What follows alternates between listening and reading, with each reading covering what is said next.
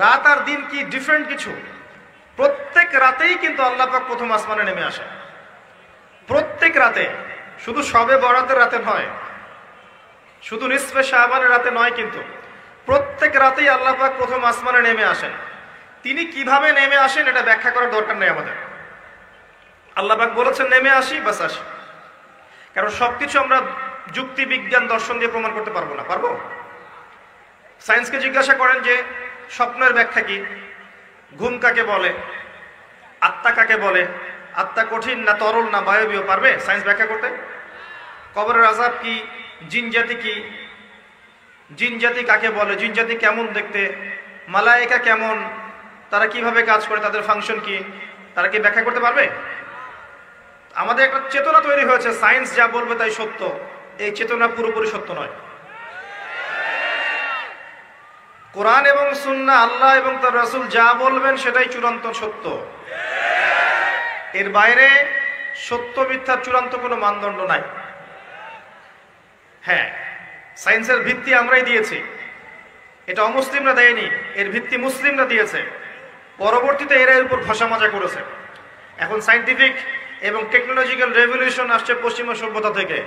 এই সভ্যতার ধারক বাহক ছিলাম আমরা। সভ্যতা এদের দ্বারা শুরু হয়নি, সভ্যতা নবীদের দ্বারা শুরু হয়েছে। তো সবকিছু সায়েন্স দিয়ে ব্যাখ্যা করা যাবে এমন নয়, কারণ সায়েন্সের সীমাবদ্ধতা আছে, আল্লাহর জ্ঞানের কোনো সীমাবদ্ধতা নাই। তো আল্লাহ নেমে আসেন, ব্যাস নেমে আসেন। নেমে এসে আল্লাহ পাক কি বলেন? আল্লাহ পাক তিনটা কথা বলেন। রাতের শেষ অংশ, রাতকে ভাগ করেন। যদি 6টার সময় রাত শুরু হয়, রাত কিন্তু রাত 12টায় শুরু হয় না, সূর্য ডুবে গেলেই রাত শুরু হয়, এটাই ইসলাম। এখন 6টা থেকে আপনি এই 5টা পর্যন্ত সময়টাকে 3 ভাগে ভাগ করেন। শেষের অংশ ধরে নেন যে 1টা থেকে 5টা, কথার কথা আমি এস্টিমেট করলাম, এই সময়টুকুতে আল্লাহ রাব্বুল আলামিন কাছে নেমে আসে প্রথম আসমানে, অর্থাৎ তার রহমত নিকটবর্তী হয় এবং তিনি আহ্বান করতে থাকেন 3টা জিনিস।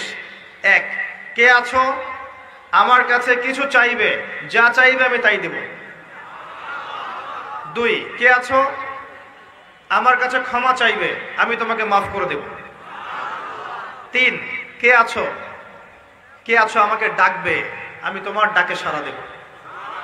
মানে এই সময় আপনি যা চাইবেন ইনশাআল্লাহ, আপনার আকীদায় যদি শিরক না থাকে, আমলে যদি বেদাত না থাকে এবং আপনার রিজিক যদি হালাল হয়, ইনশাআল্লাহ তাআলা আপনার দোয়া কবুল করা হবে।